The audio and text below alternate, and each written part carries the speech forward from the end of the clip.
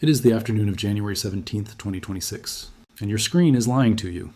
Right now, the mainstream ticker is bleeding red. Silver just got absolutely crushed, down over 3% in a single session. Gold is sliding.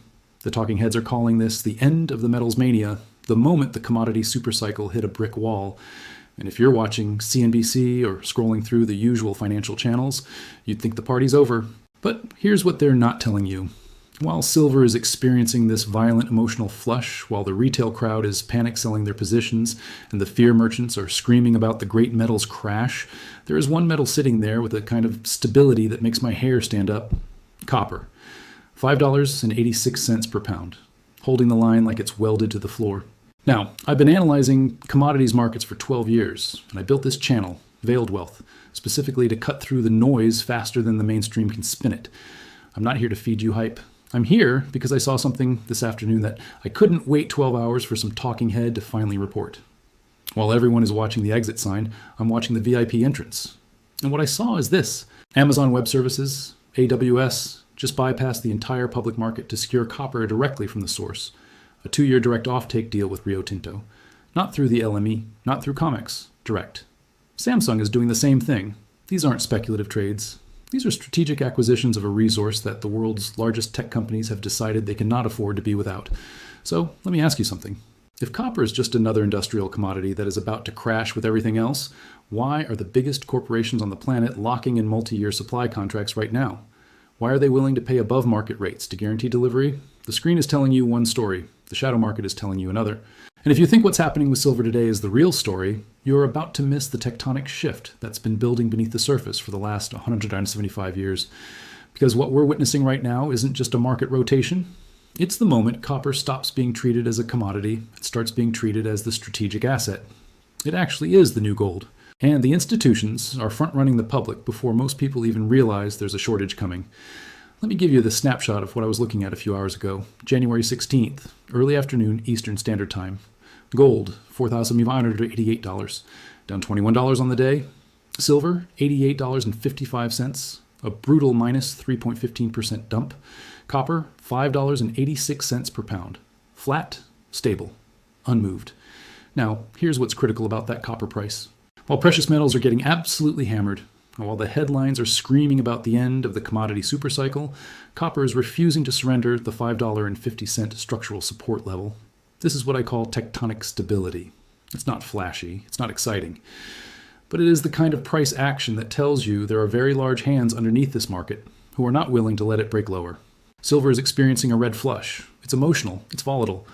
But while paper traders are dumping silver contracts, physical giants like AWS are signing contracts for physical copper delivery. Amazon Web Services isn't speculating. They're building the physical brain of the artificial intelligence economy. They have done the math on the gigawatts of power they need to distribute, the cooling systems they need to build, and the transmission lines they need to lay.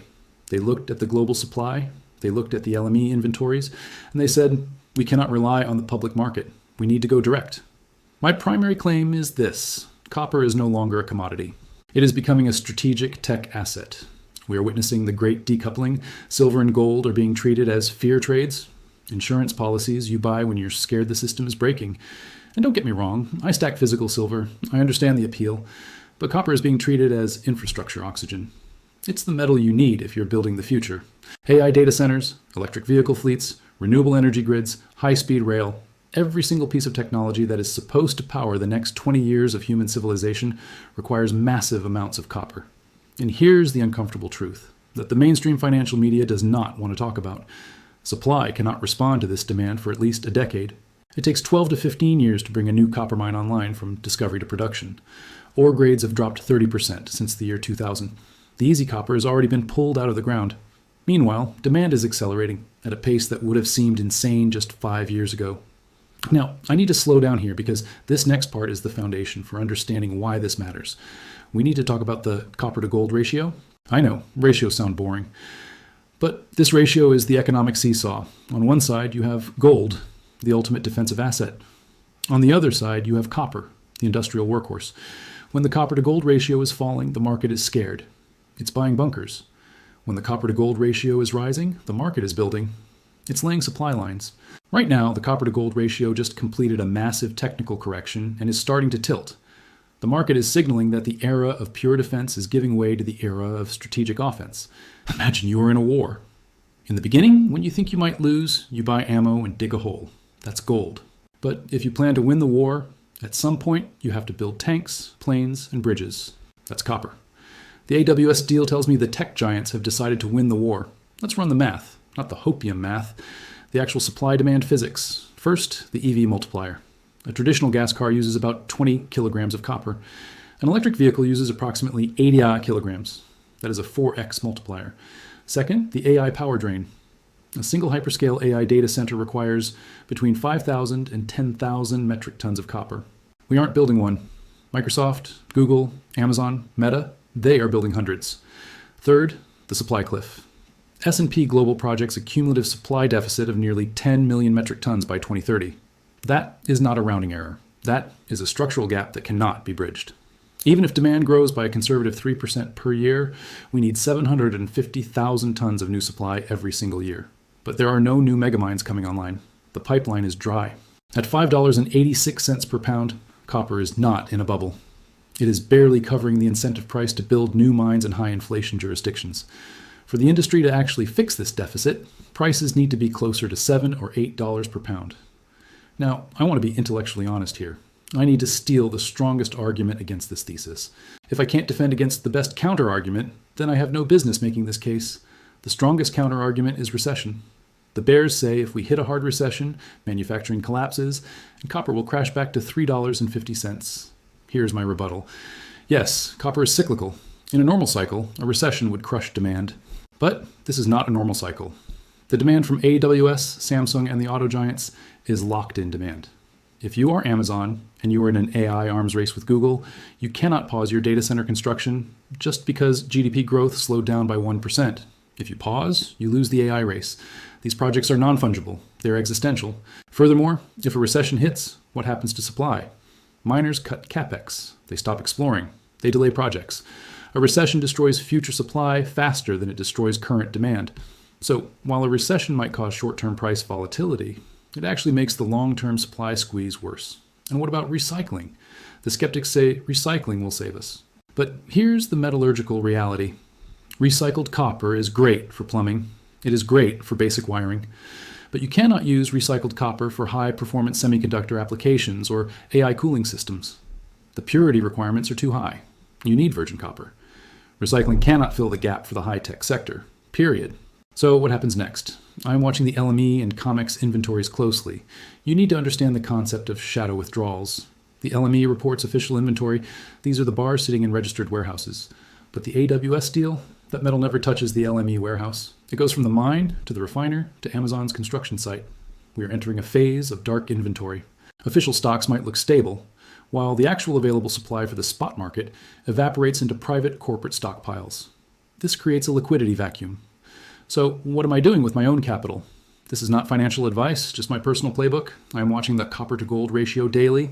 As long as it trends higher, I'm aggressively rotating new capital from precious metals into industrial tech metals. I'm keeping my physical silver stack as insurance, but my growth capital is going into copper.